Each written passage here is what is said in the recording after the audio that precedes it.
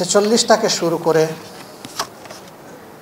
৭১ এবং সর্বশেষ এই ২৪ স্বাধীনতা আন্দোলনে যাদের সীমাহীন ত্যাগ এবং কুরবানি, বিশেষ করে যাদেরকে খুন করা হয়েছে, তাদের আত্মার প্রতি আমি গভীর শ্রদ্ধা নিবেদন করছি। পরওয়ারদিগারের দরবারে দোয়া করি আল্লাহ তাদেরকে মকবুল শহীদ হিসাবে কবুল করুন। দফায় দফায় বিভিন্ন সময় মানবতার মুক্তির জন্যে আন্দোলন করতে গিয়ে যারা আহত হয়েছেন, যারা পক্ষাঘাতগ্রস্ত হয়েছেন, ক্ষতিগ্রস্ত হয়েছেন, তাদের প্রতিও শ্রদ্ধা নিবেদন করছি। বিশেষ করে গত ১৫.৫ বৎসর একটানা একটি ফ্যাসিস্ট সরকার এই জাতির ঘাড়ের উপর ছিল। তারা দেশটাকে সব দিক থেকে খাবলে খুবলে শেষ করে দিয়েছে। বেলুনের ভিতর বাতাস ঢুকিয়ে বলা হয়েছে এটাই আমাদের হিমালয় পর্বত। জাতিকে বলা হয়েছে জাতি আছে এখন উন্নয়নের হাইওয়েতে, কোনো সময় বলেছে মোটরওয়েতে। আবার বলা হয়েছে বিশ্বের জন্য ঈশ্বরনীয়, আমরা উন্নয়ন সাধন করেছি, এখন আমরা রোল মডেল। এই সুন্দর সুন্দর কথাগুলা গত 15.৫ বছর জাতিকে শোনানো হয়েছে। আমার বিশ্বাস এইখানে যারা বসে আছেন তাদের অনেকেই এদের হাতে ছিলেন মজলুম। আপনাদের যোগ্য জায়গাটি আপনাদেরকে দেশের অবদানের জন্য তৈরি করে দেওয়া হয়নি, বরঞ্চ আমাদের দেশে মেধার জেনোসাইড করা হয়েছে। মেধাকে স্বীকৃতি না দিয়ে মেরিটোক্রেসির উপরে পলিটোক্রেসিকে গুরুত্ব দেওয়া হয়েছে। দলীয় আনুগত্যের ভিত্তিতে ক্যাডারদেরকে, সন্ত্রাসীদেরকে বিভিন্ন জায়গায় পদায়ন করা হয়েছে।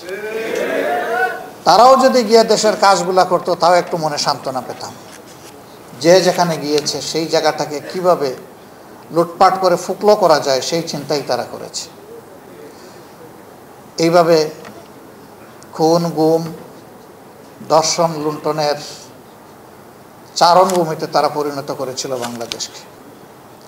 হাব ভাব, চলনে বলনে তাদের অবস্থা এমন ছিল, তারা দেশের মালিক কিংবা জমিদার, আমরা সবাই বাড়াটিয়া। তাদের অবস্থানটা এরকমই ছিল। দেশটাকে একটা কবরস্থানে পরিণত করা হয়েছিল। তারা বলতো দেশে শান্তি বিরাজমান।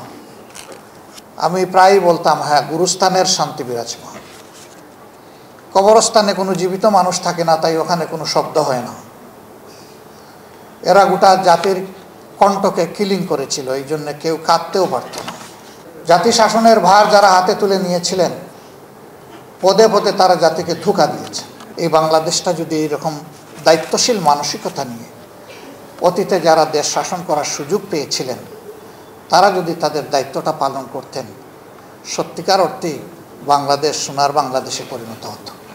আল্লাহ যদি এই দেশের জাতির খেদমত করার সুযোগ আমাদের হাতে তুলে দেন, আমরা ইনশাল্লাহ জমিদার কিংবা মালিক হব না, আমরা হব জাতির সেবক। আমাদের কাজ হবে চৌকিদারের কাজ, পিয়নের কাজ। মানুষের 4টা রাইটকে প্রটেক্ট করা হবে আমাদের কাজ। তাদের জীবন, তাদের সম্পদ, তাদের ইজ্জত এবং তাদের রিজেক, এই 4 জায়গার পাহারাদারি করা আমাদের দায়িত্ব হবে। এই কথাগুলোর সাক্ষী আপনারা হয়ে গেলেন, স্বয়ং আল্লাহ রাব্বুল আলামিন হয়ে গেলেন। আমরা যেন আল্লাহকে ভয় করে আমাদের কথার উপর টিক থাকতে পারি। আমরা কথা দিচ্ছি, আল্লাহ সুযোগ দিলে আমরা চাঁদাবাজি করি না, করব না, এবং কোনো চাঁদাবাজকে আমরা বরদাস্ত করব না। আমরা দখল বাণিজ্য বুঝি না, আমরা করব না এবং করতে দেব না।